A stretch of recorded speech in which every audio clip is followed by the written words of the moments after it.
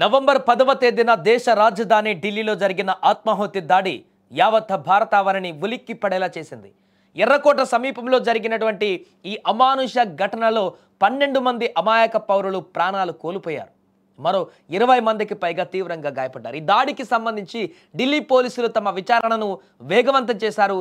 ఈ క్రమంలో పోలీసుల అదుపులో ఉన్నటువంటి అల్ ఫహల్ ఆసుపత్రికి చెందినటువంటి డాక్టర్ షాహిన్ను లోతుగా విచారించారు. దీంట్లో విస్తుపోయే అంశాలు బయటకు వచ్చాయి. విచారణలో డాక్టర్ షాహిన్ వెల్లడించిన విషయాలు షాకింగ్గా మారాయి. ఇప్పుడు భారత్లో ఆత్మాహుతి దాడులను నిర్వహించేందుకు సరిహద్దులు దాటి కుట్రలు జరుగుతున్నట్లుగా తేలింది. ముఖ్యంగా పాకిస్తాన్కు చెందిన జైషే మొహమ్మద్ ఉగ్రవాద సంస్థ ఈ దాడుల వెనుక ఉన్నట్లు మరోసారి స్పష్టమైంది. భారత్లో విధ్వంసం సృష్టించేందుకు జైషే మొహమ్మద్ సంస్థ పాకిస్తాన్లో విరాళాలు సేకరించినట్లుగా షాహిన్ తెలిపింది. ఇందుకు వారు సదా అనే యాప్ను వినియోగించినట్లుగా కూడా గుర్తించారు. ఈ యాప్ ద్వారానే ఉగ్రవాదులకు ఫండింగ్ అందింది. విచారణలో ఈ యాప్ పేరు వినిపించడం పోలీసులను సైతం ఆశ్చర్యపరిచింది. ముఖ్యంగా మరింత మంది ఆత్మాహుతి బాంబర్లను తయారు చేయాలనే లక్ష్యంతో జైషే మొహమ్మద్ పెద్దలు పాకిస్తాన్ ప్రజలకు పిలుపునిచ్చారు. ఈ కుట్రలో భాగస్వామ్యం అయ్యేందుకు ఒక్కొక్కరు సుమారు 20,000 పాకిస్తానీ రూపాయలు విరాళంగా ఇవ్వాలని కూడా కోరారు.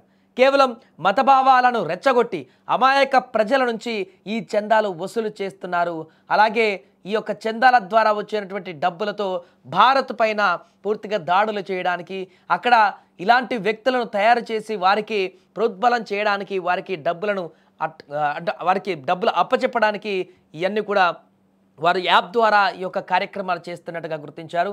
అంతేకాదు ఇక విచారణలో వారు ఆఫ్ఘనిస్తాన్ అదేవిధంగా పీఓకే ఆ ప్రాంతాలలో సరిహద్దు ప్రాంతాల నుంచి కూడా వ్యూహాలు పన్నుతూ భారతదేశం పైన ఈ యొక్క జైషే మొహమ్మద్కి సంబంధించినటువంటి సంస్థ భారత్ పైన కుట్రలు పన్నడానికి, భారత్లో పూర్తిగా విధ్వంసాన్ని రచించడానికి, ఇక్కడ ప్రజలను భయభ్రాంతులకు గురి చేయడానికి, ఇక్కడ ప్రాణాలను తీయడానికి చాలామందిని సిద్ధం చేసినట్టుగా తెలుస్తోంది. ఇప్పుడు ఈ యొక్క విచారణలో కొత్త అంశాలు కూడా తెరపైకి వస్తున్నాయి. మన ఆపరేషన్ సింధూర్ తర్వాత జైషే మొహమ్మద్ మరింత ఎక్కువగా ఇంకా ఈ యొక్క యాక్టివిటీస్ని పెంచాలని నిర్ణయించుకున్నట్టుగా తెలుస్తుంది. పాకిస్తాన్ ప్రాంతాల నుంచి అక్కడ అమాయక ప్రజలను కూడా తమ వైపు తిప్పుకుంటూ మతభావాలను మరింత ప్రబలింపజేసి వారిలో మత విద్వేషాలను మరింత రగిలించి భారత్ని పూర్తి శత్రుత్వమైనటువంటి దేశం అనేటువంటి విధంగా వారి యొక్క మతభావాలతో ప్రేరేపించి వారిని ఒక బాంబర్ లాగా తయారు చేసేటువంటి విధంగా స్పీచ్లు ప్రసంగాలు ఇస్తూ వారిని మ్యానిపులేట్ చేస్తున్నటువంటి పరిస్థితి ఇప్పుడు అక్కడ హెవీగా కొనసాగుతున్నట్టుగా తెలుస్తుంది పాకిస్తాన్లో. అందుకే ఆత్మాహుతి దాడి చేయడానికి సిద్ధపడేందుకు చాలామంది ఇప్పుడు ఇక్కడికి వచ్చి దొరికిపోతున్నారు. ఇప్పుడు మొన్న జరిగినటువంటి దాడి కంటే ముందు కూడా వీరంతా ఆత్మాహుతి దాడికి సిద్ధమైనట్టుగానే కనపడుతుంది. ఆ యొక్క దాడి తర్వాత, ఎర్రకోట దాడి తర్వాత ఆ వ్యక్తి కంటే ముందు వారందరూ పట్టుపడ్డారు కాబట్టి భారీ విధ్వంసం నుంచి భారత్ తనను తాను కాపాడుకోగలిగింది భద్రతా దళాల అప్రమత్తతతోటి. ఒక బాంబు దాడి అయితే జరిగింది ఢిల్లీలో, కానీ మిగతా ప్రాంతాలలో 2,900 కిలోల ఈ యొక్క పేలుడు పదార్థాలు లభించాయంటే అర్థం చేసుకోవచ్చు దేశవ్యాప్తంగా ఎన్ని పేలుళ్లకు సృష్టించి దేశాన్ని అల్లకల్లోలంగా చేయడానికి ప్లాన్ చేశారు. బట్ అది ఇక్కడ పూర్తిగా ప్లాను విఫలమైపోయింది. వారి ప్లాన్ని భారత భద్రతా దళాలు విఫలం చేశాయి. కానీ ఇంకా ఇలాంటి చర్యలకు జైషే మొహమ్మద్ పాకిస్తాన్ సపోర్ట్తో ముందుకు రాబోతున్నట్టుగా మనకు స్పష్టంగా కనపడుతుంది.